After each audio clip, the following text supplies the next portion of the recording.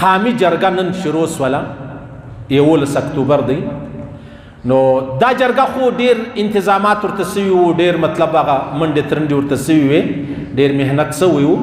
بیا حکومت پر دې پابندي ولګوله دا یې کل عدم کړلو دا یې مطلب له لیسټه وایستل حتی چې وزیر داخله دا اعلان وکړي چې پاسپورټ به هم در بلاکو او شناختي کارډونه به هم در بلاکو هغه مفتي منیر شاکر ورته ویل و ستا شی دی ستا خپله خوښه ده کې بلاکه یم ستا خوښه ده کې خلاصه یم ستا خوښه ده ولې د 1980 کاله مخکې پاکستان و موږ پر دغه خاوره پراته وو دا زموږ کور د پلرو د نیکهګانو نو زما د پلرو د نیکهګانو پر مځکه زه پروت یم که ته ما شناختي کارډ تا راکړی و زه نه وم درغلی نو چې تا راکړی و نن کې ته بلاکه یې پر دواړه سترګې بلاک پروا نه لري مې شناختي کارډ دی دې دپاره چې بلاکې کې دا اوس عجبه خبره شروع سوله یعنې که دا ما چې ته لږ ښه سرغړونه وکړې دی ستا شناختي کارډ در بلاکوي او ته نه یې په خبر چې کله یو زوی بابا عاق له کور یې پسې واخلي دا زوی بیا ولاړ سي د اکاګانو کره که اکاګانو بیا د پلار د دشمنانو کره هلته ناست دی بیا پلار په ډبرو ولي ته نه یې خبر په دې خبره باندې دا ته و دې خبرې ته مجبوره کوې چې پاسپورټ در بلاکوم شناخت کارډ در بلاکوم داسې به وکړمه بیا به ته دا یا دا خبره نه ده دا فطري خبره ده که ته ما له کوره شړې زه خو به یو کور لره ځم که ته پر ما لاس پورته کوې نو زه خو هم د چا لاس نسم که بیا نه نسمه دا ستا له لاسه پیښه ده دا مسله پیغمبر علیه الصلاة والسلام مبارک فرمایي بدترین حکمران هغه دی چې هغه ظالم وي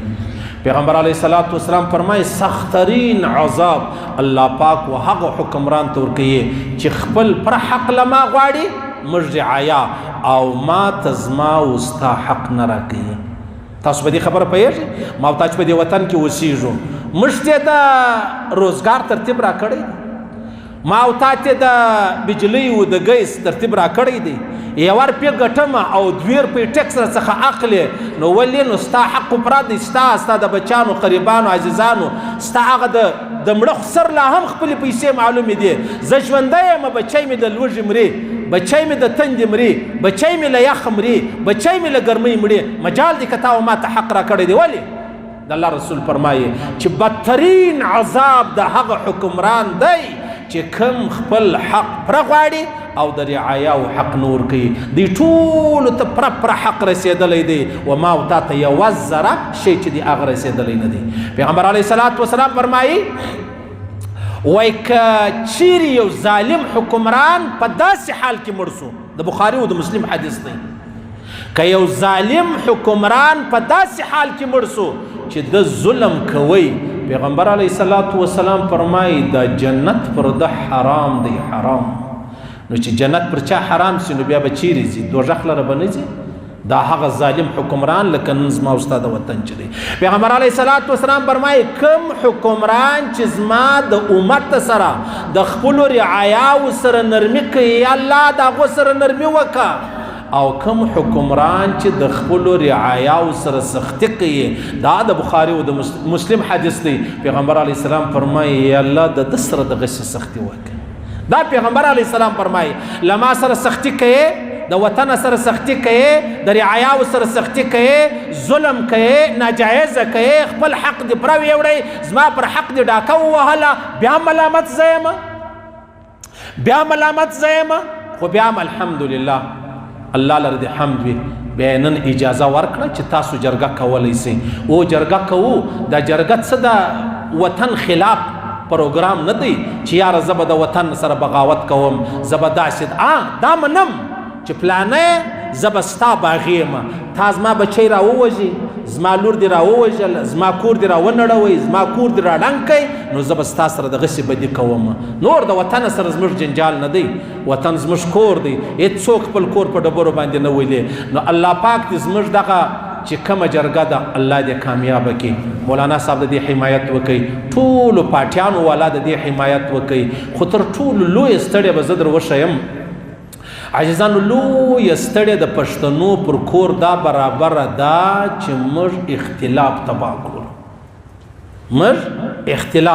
کړلو پښتانه یو نه لاس ځایه تقسیم سوي دي په مختلفو نومو باندې څوک وایي زه باچا خاني غواړم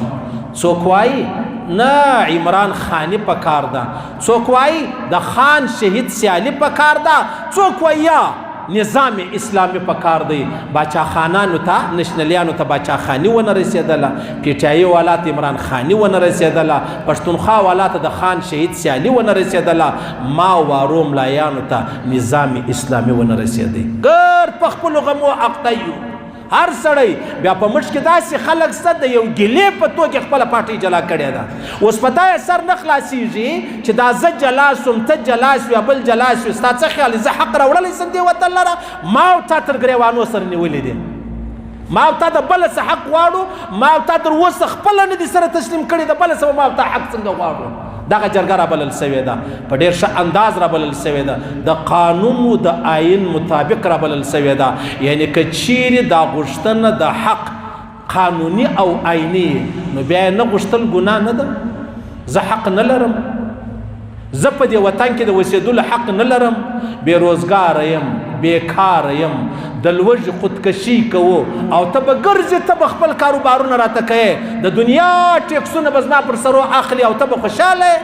ورسئ وګورئ څومره په عربو نه په کربو روپۍ زموږ د پښتنو نن ورسئ په سوو کنټینران چې دي هغه ولاړ دي، نه یې پرېږدي، د ورځې ټیکس را روان دی، په 100 روپۍ یو شی اخیستی دی، هغه شی نن دلته په 500 روپۍ پروت دی او په بازار کې په 50 نه خرڅېږي. دا چا وکړو دا رقم؟ دا له ما سره چا وکړلو؟ موږ به خپل اختلاف ختموو. منم زه خپله دا د پی ټي ایم ملګرو ته وایم، ما ته ډېر په ښه انداز دعوت را کړی و، خاص کر مشر منظور پښتون، زه ډېر کورودانۍ وایم، الله دې ژوندی لري، آباد لري، شاد لري، غمخوره دی بالکل د خپل ملت د خپل قوم د خپل وطن. خو خبره داسې ده، زه اکثره ملګرو ته دا وایم، د علماو خلاف خبرې مه کوئ، د جهاد خلاف خبرې مه کوئ، او د وطن د بغاوت خبرې مه کوئ. دا درې خبرې د مابین ځه وباسئ، انشاءالله انشاءالله کامیابي به ستا په لاسو کې نه، ستا په لمن کې الله در واچي. دا زما ودی ته دا یو ډېر لوی مطلب هغه یو په خواست ورته وایم، په زارۍ ورته وایم. په خپلو کې جدایي مه راولئ.